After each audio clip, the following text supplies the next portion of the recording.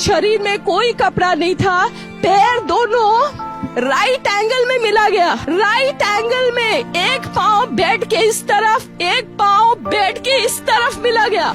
From both eyes, bleeding from the mouth, bleeding from the vagina, deep wound in vagina due to perverted sexuality, genital torture, nose and mouth clamped, head smashed on wall or floor to prevent her from screaming, throat strangled to suffocate. दोस्तों ये वाक़या 9 अगस्त 2024 को RJ कर medical college में 31 साल की एक trainee lady doctor के साथ असल्ट फिजिकल होता है, रेप होता है और इसके बाद इनको मार दिया जाता है। विक्टिम की हालत ऐसी कर दी गई थी कि इनकी आंखों से, मुंह से, हाथों से और प्राइवेट पार्ट से कई सारा खून निकल रहा था। तो हादसे की रात लेडी डॉक्टर 36 घंटा की ड्यूटी लगी हुई थी, यानी खाना पीना सोना अस्पताल में ही था। और वैसे ही वो अपने 4 दोस्तों के साथ डिनर कर रही थी। डिनर के बाद इसके 4 दोस्त थे वो अपनी ड्यूटी पर चले गए, लेकिन लेडी डॉक्टर इतनी ड्यूटी के बाद थक गई थी और वो वहीं पर सेमिनार हॉल में आराम करना चाहती थी, इसलिए वो वहां पर सो गई। इसके बाद ऑफिशियल रिपोर्ट की मानंद जो मुलजिम है संजय रॉय, वो एंट्री लेते हैं सेमिनार हॉल में 4 बजे के करीब और डॉक्टर विक्टिम का रेप किया और इसके बाद इसका मर्डर कर देते हैं। इसके बाद करीबन 7:30 बजे विक्टिम की बॉडी ऑफिशियल्स को मिली,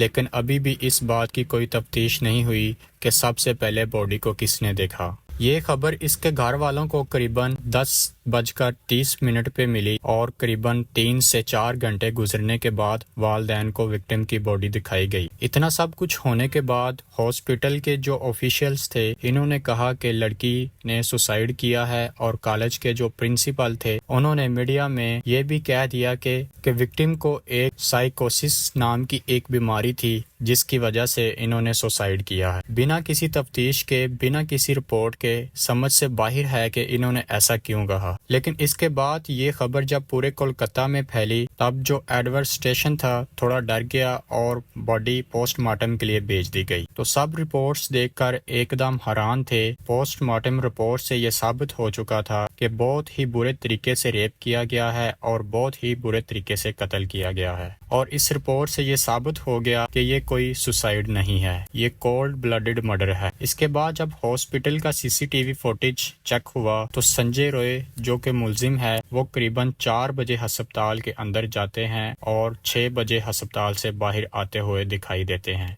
और फिर शक संजय रॉय पर तब हुआ जब एक ब्लूटूथ इनके कानों पर लगा हुआ था जो कि बाद में विक्टिम डॉक्टर की बॉडी के पास से मिला। और दूसरा पॉइंट ये है कि तहकीकात से मालूम हुआ कि संजय रॉय ने जुर्म के बाद अपने कपड़े धोए ताकि शवाहिद को मिटाया जा सके, लेकिन पुलिस ने इनके जूतों पर खून के निशानात ढूंढ लिए थे। और फिर इसके बाद इसने आसानी से अपना गुनाह कबूल कर लिया, लेकिन इस गुनाह की कोई वजह नहीं बताई। इसके बाद डेड बॉडी को दोबारा अच्छे से एग्जामिन किया गया और फिर जब रिपोर्ट्स आई तो सब हैरान हो गए थे, क्योंकि विक्टिम की बॉडी से इतना सारा सीमन निकला था कि अगर एक इंसान 3 से 4 बार भी जैकुलेट करे तो इतना सारा सीमन एक इंसान से प्रोड्यूस नहीं हो सकता।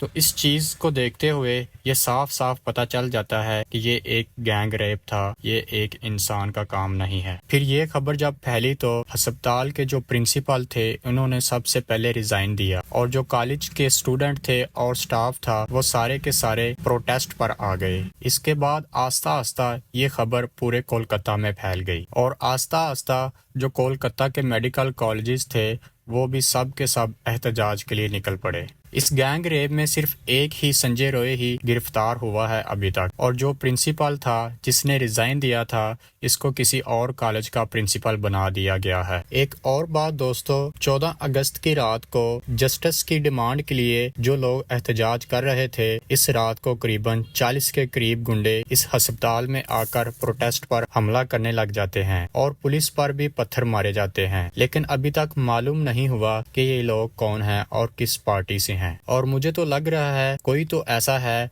जो इस केस को दबाना चाह रहा है ताकि केस ऐसे ही रफा दफा हो जाए और मुलजिम बच जाएं। और दोस्तों ये केस सीबीआई के हवाले कर दिया गया है। जैसे ही कोई नई खबर आती है इस केस के बारे में तो मैं आपको बताऊंगा। तब तक के लिए सब दोस्तों को अल्लाह हाफिज।